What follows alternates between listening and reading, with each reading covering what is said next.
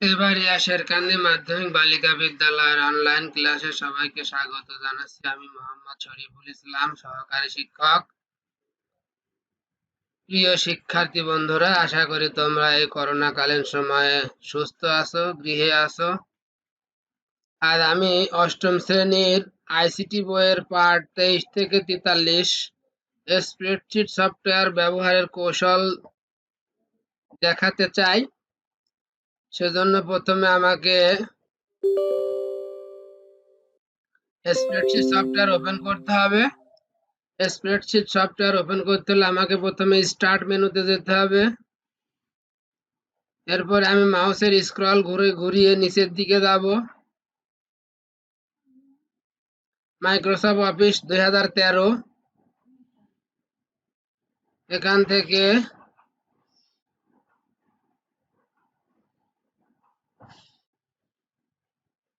Excel 2013 এটাতে click দিব।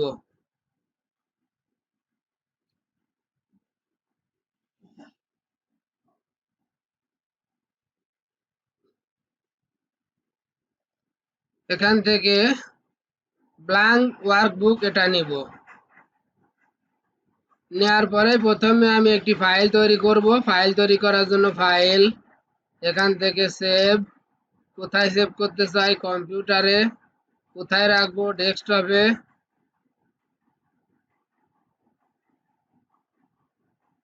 এখানে আমি নাম দিব মুস্তাকিম। সেভ। আমার টাইটেল বারে মুস্তাকিম শো করছে এক্সেল। এরপরে মেনু বার, স্ট্যান্ডার্ড টুল বার এবং এক্সেলে ডান থেকে বাম দিকে যে লাইনগুলো গিয়েছে এটাকে বলা হয় কলাম, এবং উপর থেকে নিচের দিকে 1 2 3 এরকম যে সারিগুলো গিয়েছে এগুলোকে বলা হয় রো, এবং তোমরা যে ছোট ছোট ঘর দেখতে পাচ্ছ এগুলোকে বলা হয় সেল। মাইক্রোসফট এক্সেলের একটি ওয়ার্কবুকে প্রায় 40 লক্ষেরও বেশি সেল থাকে।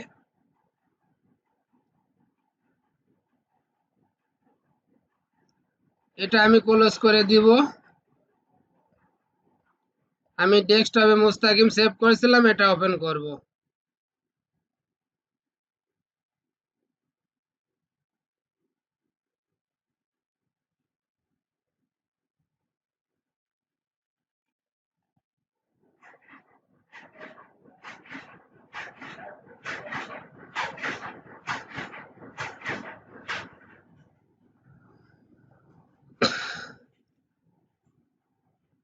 এটাকে বলা হয় ফর্মুলা বার।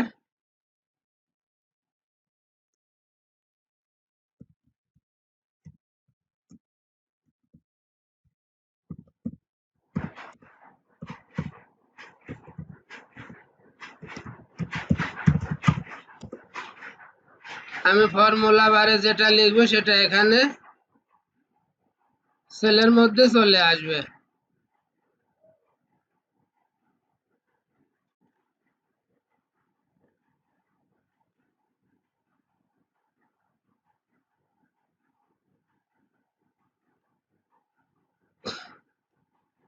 এখানে সেল অ্যাড্রেস, আমি মাউস পয়েন্টার যেখানে রাখছি সেখানে একটা ঘরের মতো তৈরি হচ্ছে, এটাকে বলা হয় sell address. Sell address D কলামের 5 নম্বর রোতে আছে। তো এখন আমি কিছু গাণিতিক কাজ দেখাবো, যোগ বিয়োগ গুণ ভাগ।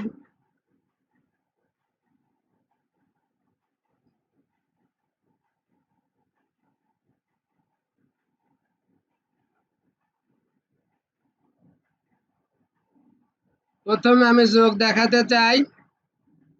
আমি এখানে 10 20 25 30 40 এগুলো আমি যোগ করতে চাই। এখানে ক্যালকুলেটরের যোগ আর মাইক্রোসফট এক্সেলের যোগের কিছুটা ভিন্নতা রয়েছে। ক্যালকুলেটরে সংখ্যা তুলে তুলে যোগ করা হয়, আর এখানে যোগ করব সেল অ্যাড্রেস দিয়ে। যেমন আমার এই 10 আছে এই কলামের 2 নম্বর সেলে, আর এই 40 আছে এই কলামের 6 নম্বর সেলে। তাহলে আমি যোগ করার জন্য প্রথমে ইকুয়াল চিহ্ন দিব। প্রিয় শিক্ষার্থী বন্ধুরা, তোমরা অবশ্যই খেয়াল রাখবে, মাইক্রোসফট এক্সেলের যে কোনো সূত্র প্রয়োগ করতে হলে প্রথমে তোমাকে ইকুয়াল সাইন দিতে হবে। এরপরে যোগ করতে চাইলে আমি সাম লিখব, 5 ব্র্যাকেট দিব। আমার 10 আছে এ কলামের 2, তাহলে A2 is 2।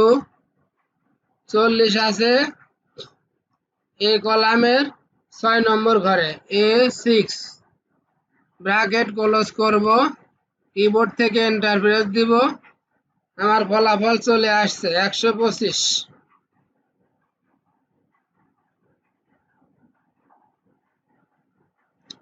এরপরে আমি বিয়োগ করতে চাই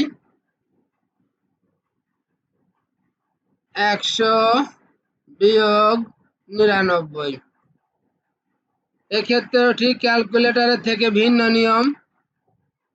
ক্যালকুলেটরে সংখ্যা তুলে বিয়োগ করতে হয়, আর এখানে বিয়োগ করব সেল অ্যাড্রেস দিয়ে। প্রথমে ইকুয়াল সাইন দিব, 5 ব্র্যাকেট দিব।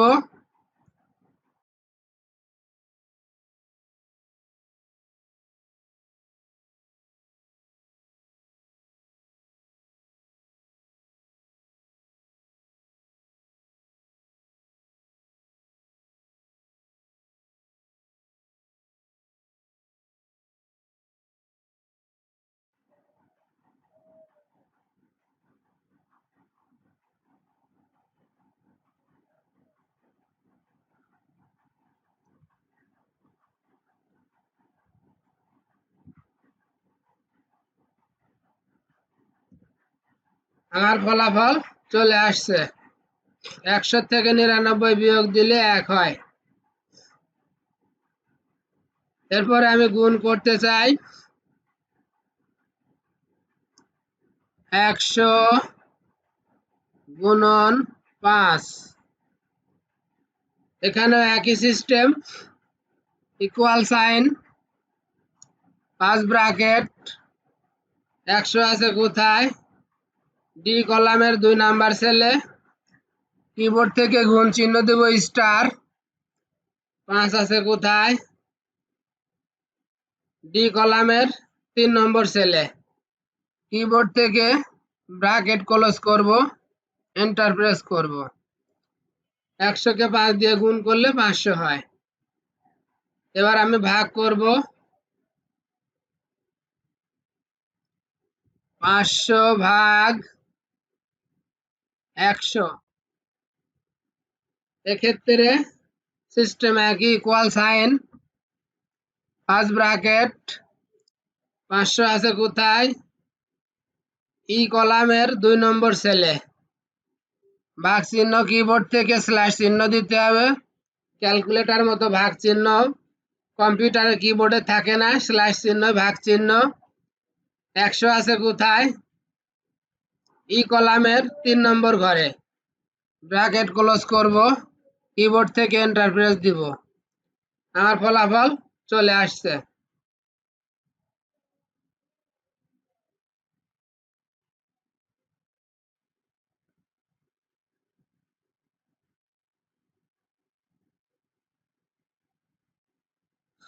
প্রিয় শিক্ষার্থীবৃন্দ,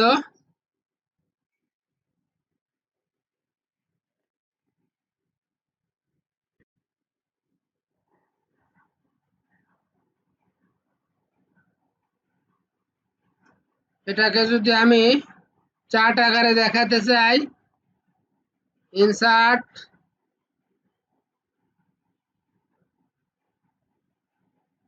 থেকে পিভট চার্ট অথবা শুধু চার্ট। এখানে এটা চার্ট আকারে শো করছে।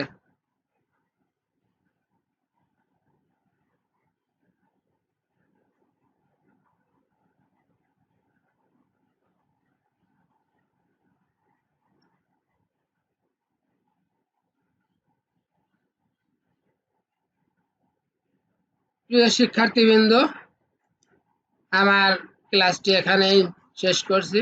দেখা হবে আবার পরবর্তীতে কোনো এক ক্লাসে। সে পর্যন্ত সবাইকে ধন্যবাদ জানিয়ে আল্লাহ হাফেজ।